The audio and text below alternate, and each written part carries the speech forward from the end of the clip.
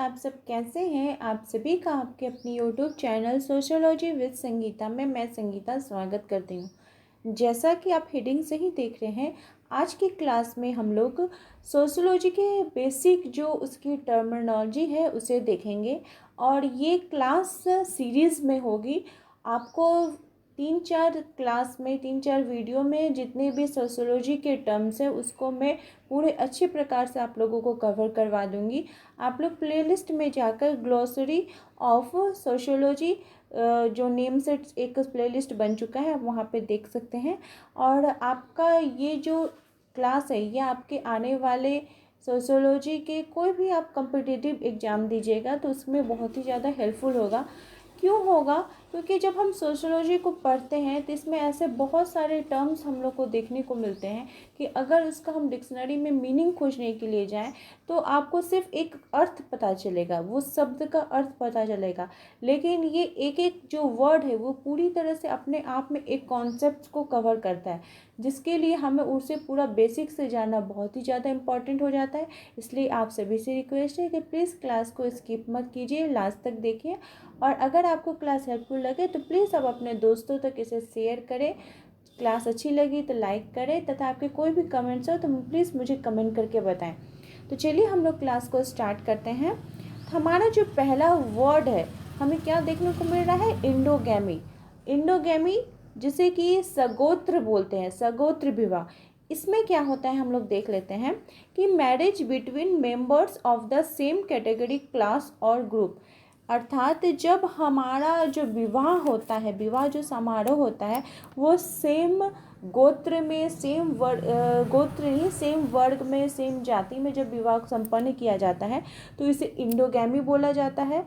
Exogamy जिसे बहे विवाह बोला जाता है, इसमें जो होता है कि marriage between members of different categories, class और ग्रुप, विभिन्न वर्ग के लोगों के बीच, विभिन्न जाति के समूह के बीच जब विवाह संपन्न किया जाता है तो उसे बही विवाह या एक्सोगैमी बोला जाता है।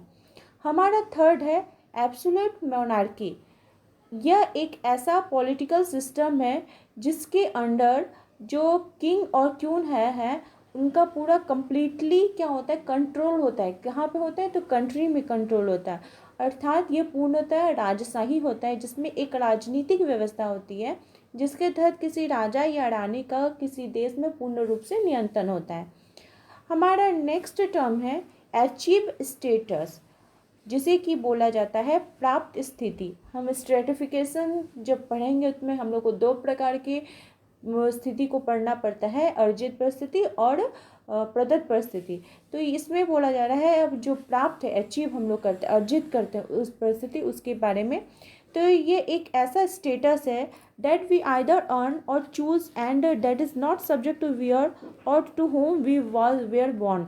मतलब कि ये एक ऐसा एक परिस्थिति होता है जो कि हम लोग क्या करते हैं? प्राप्त करते हैं। जैसे आप जिस परिवार में जन्म लेते हैं, अगर आपके छोटे भाई बहन है तो वो आपको भैया बोलेंगे, तो इसमें आपको कोई अर्जन करने का जरूरत नहीं पड़ा है क्योंकि ये आपको जन्म से ही प्राप्त है। लेकिन अगर आप पढ़ लिख कर डॉक्टर बनते हैं, आईपीएस ऑफिसर बनते हैं, तो वो आपकी कौन सी स्टेटस हो जाएगी? तो वो आपकी अचीव स्टेटस हो जाएगी। हमारा फिफ्थ टर्म्स है agents of socialisation, people of groups and experiences that influence our behavior and self image। अर्थात यह एक लोग समूह और अनुभव जो हमारे व्यवहार और आत्म छवि को प्रभावित करते हैं, ये सामाजिकरण के एजेंट का कार्य करता है।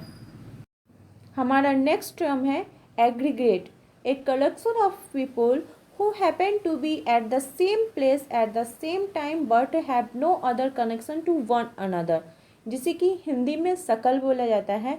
यह एक ऐसे लोगों का समूह है जो कि एक ही समय पर एक ही स्थान पर होते हैं लेकिन उनके बीच किसी भी तरह का कोई संबंध नहीं पाया जाता है। हमारा सेवेंथ टर्मिनोलॉजी है वो है एग्रीकल्चर और एग्रियन सोसाइटी। एग्रीकल्चर जैसे नाम से आप लोग को समझ में आ गया होगा, कृषि समाज या कृषि के बारे में बात की जा रही है।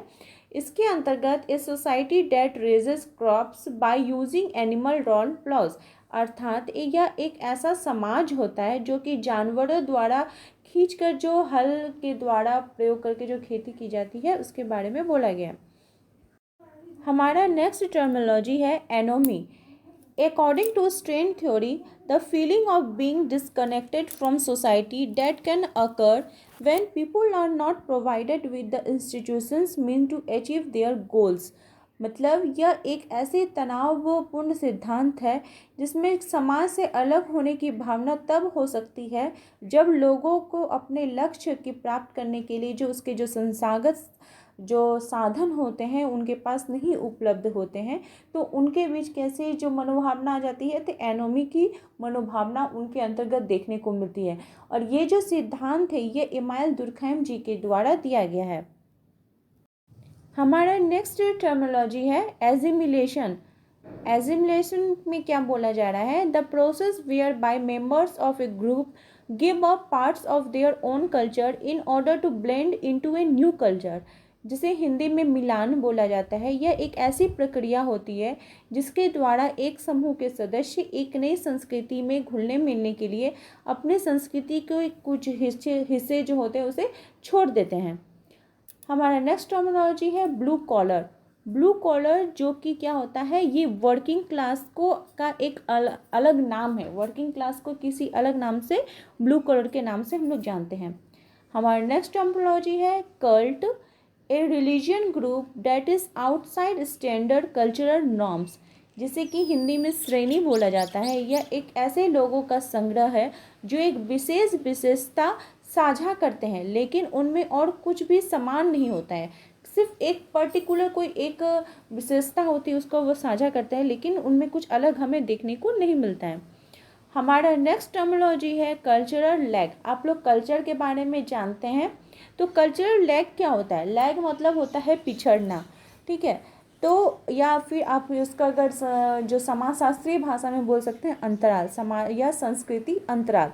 The tendency of changes in material culture to occur at a more rapid state than changes in non material culture, अर्थात भौतिक संस्कृति में परिवर्तन की प्रवृत्ति अभौतिक संस्कृति में परिवर्तन की तुलना में अधिक तीव्र गति से होती है। हमारा नेक्स्ट टर्मिनोलॉजी है cohabitation, the practice of living together A male female couple without marrying. इसमें क्या होता है कि जो मेल और फीमेल होते हैं वो बिना शादी किए एक साथ रहते हैं, तो उसे कोहैबिटेशन बोला जाता है। हमारा 14th नंबर टर्मिनोलॉजी है क्लोज सिस्टम, जिसे कि हिंदी में बंद वर्ग बोला जाता है।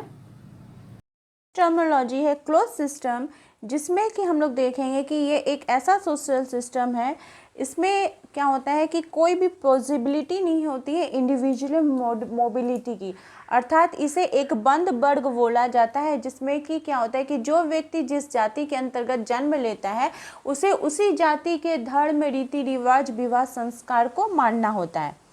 हमारी नेक्स्ट थ्योरी है बोर्गियोज, जिसे कि बुजुर्वा हिंदी में बोला जाता है। ये कार्ल मार्क्स का टर्म्स होता है, किसके संदर्भ में? तो ये owners of the means of production, factories, business and equipment needed to produce wealth, अर्थात बुजुर्गा वर्ग हम उसे कहते हैं जो कि उन जिन अपनी संपत्ति का, अपना धन का अर्जन कहाँ से करते हैं?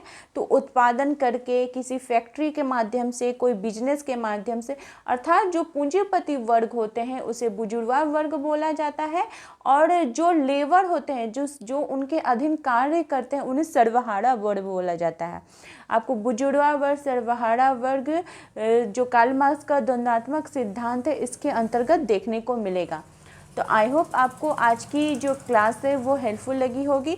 फिर नेक्स्ट क्लास में हम लोग और भी नए नए टर्मिनोलॉजी को देखेंगे। मेरे क्लास के साथ बने रहने के लिए, मेरे चैनल के साथ बने रहने के लिए आप सभी का थैंक यू।